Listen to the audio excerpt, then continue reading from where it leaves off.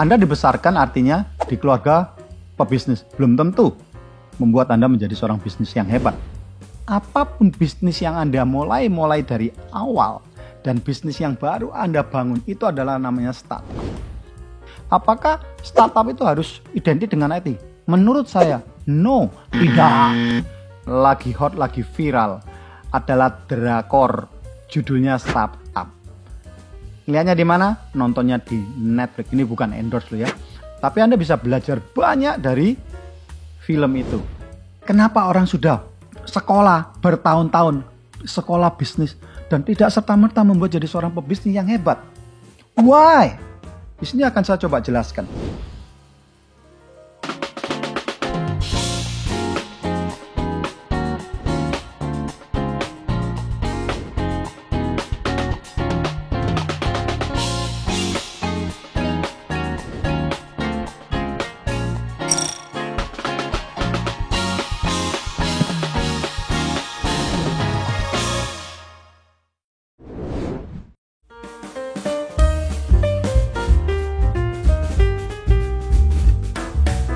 Ini menjadi perbincangan yang bakal seru. Karena di mana-mana Anda akan mendengarkan. Di mana saja termasuk oleh orang tua Anda, teman Anda, mungkin banyak orang yang mengatakan kalau Anda ingin berhasil, lakukan dengan passion. Lakukan sesuai dengan passionmu. Saya terus terang rada kurang setuju dalam hal ini. Tetapi saya juga tidak bisa memaksakan orang. Karena keberuntungan orang itu lain-lain. Tapi ketika kita berbicara bisnis, apa sih bisnis itu sebenarnya sebelum saya jawab? Bisnis itu adalah perbuatan yang menghasilkan duit sebanyak-banyaknya. That's called business. Oke, Anda ingin bisnis apa sekarang? Sesuai dengan passion. Anda seorang baker. Anda belajar mulai kecil, seneng buat kue. Oke, tapi kue Anda nggak enak. Kue Anda nggak laku. Pertanyaannya, Anda teruskan atau tidak? Mungkin Anda tidak punya jodoh di bisnis ini. Artinya, lebih gampangnya saya berbicara. Bisnis itu harus ada jodoh dengan kita. Taunya bagaimana? Ya harus dilakukan. Jadi Anda punya passion nih awalnya. Ya coba berjual dengan maksimal. Ketika itu tidak berjalan. Dan kemudian satu saat without warning, tahu-tahu Anda ada yang menawarkan ya menjadi seorang konten kreator misalkan. Dan kemudian Anda coba lakukan itu. Padahal lucunya kadang-kadang mengkonten produknya sendiri belum tentu jalan. Dan kemudian ada teman yang minta dibuatkan satu konten. Dan ternyata booming konten itu. Dan kemudian dia minta lagi. Dan lama-lama Anda mendapatkan duit dari situ. Pertanyaannya saya, Anda akan berbisnis dengan kue atau konten? Silakan Anda memilih, tetapi kalau Anda bertanya kepada Bapak Chang, saya juga sering ngobrol sama teman-teman saya yang muda-muda, masih umur 20 tahun, 22 tahun, 25 tahun yang masih ingin membangun satu usaha. Bagi saya simple. Lupakan passion kalau tidak menghasilkan. Deal dengan reality. Saya hobi fotografer. Hobi fotografi. Tapi saya tidak mau menjadi seorang fotografer. Karena kenapa? Fotografer itu tidak bisa di-leverage. Artinya, saya ketika berbicara seni itu harus dari mata saya, dari tangan saya, dari feeling saya. Ketika saya berikan kepada orang lain, mungkin hasilnya bisa berbeda. Jadi misalnya nih, saya ingin masuk di satu bisnis karena saya hobi bisnis fotografi. Saya buat dokumentasi pernikahan. Tapi bagi saya itu tidak terlalu menghasilkan. Meskipun saya hobi, ya saya tinggalkan. Saya mungkin akan jual almond milk ketika ini menghasilkan. Namun kemudian orang tanya, kalau hidup mana enak? Ya nggak enak, tapi enak mana? Melakukan sesuatu, tidak ada duitnya, tapi itu pilihan. Atau Anda pertamanya nggak suka nih jualan ini, tapi bisa buat Anda kaya. Dan ketika Anda kaya, Anda sudah sekarang bisa ngurusin fotografi.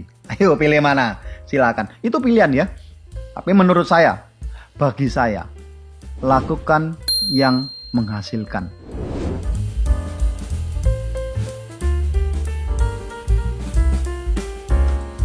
etika di dalam bisnis ini sangat penting sekali.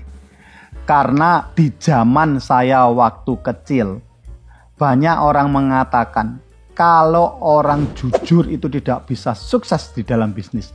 Maka itu etika bisnis yang pertama menurut saya adalah satu, kejujuran. Contohnya begini.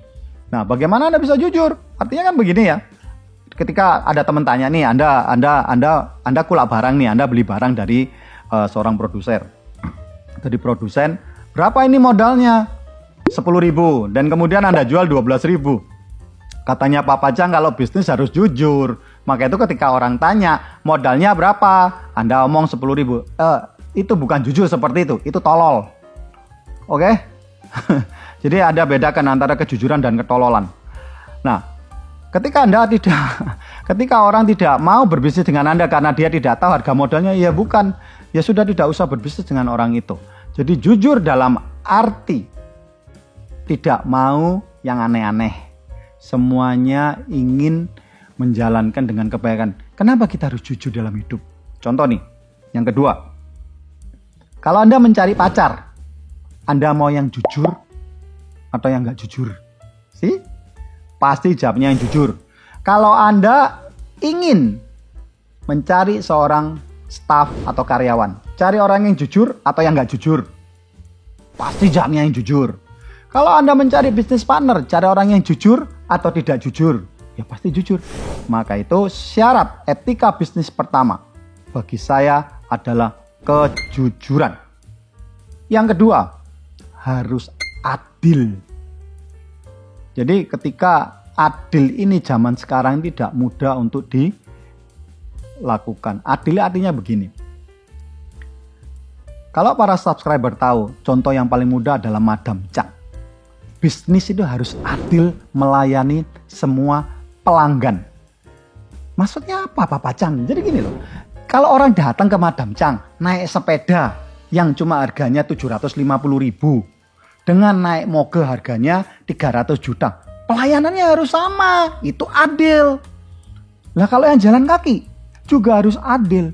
Kalau naik mobil cuma 80 juta dengan 8 miliar atau 12 miliar, apa pelayanannya boleh sama? Boleh. Itulah prinsip keadilan.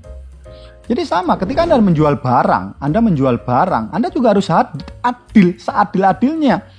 Jadi ada nih seorang distributor, Anda seorang produsen distributor yang selalu menekan Anda, selalu suka marah-marah, Anda takut. Apapun dia berikan, dia minta dia berikan. Tapi ada seorang distributor yang sangat baik hati, sangat santun, sangat rendah hati. Dan terus Anda mungkin, wah ini karena Anda gampang marah, saya tidak takut sama dia, maka itu Anda bisa perlakukan tidak adil.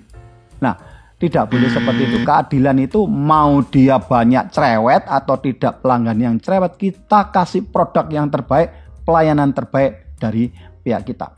Yang terakhir, bisnis underlying-nya adalah saling menguntungkan.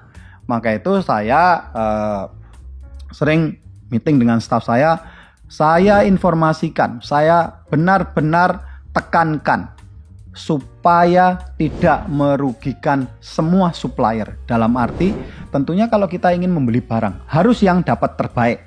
Tapi kemudian nih, setelah mendapat barang terbaik, pertanyaannya, bayarnya pi, gitu loh. Nah, saya selalu tekankan kepada semua organisasi saya, bayar supplier jangan lebih lama 1 hari.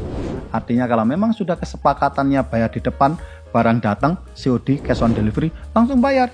Sudah ada TOP, term of payment-nya 1 minggu, bayar sesuai waktu. Sudah ditentukan 1 bulan. Jangan coba mengambil keuntungan dari siapapun. Karena bisnis etika yang terakhir bagi saya adalah saling menguntungkan.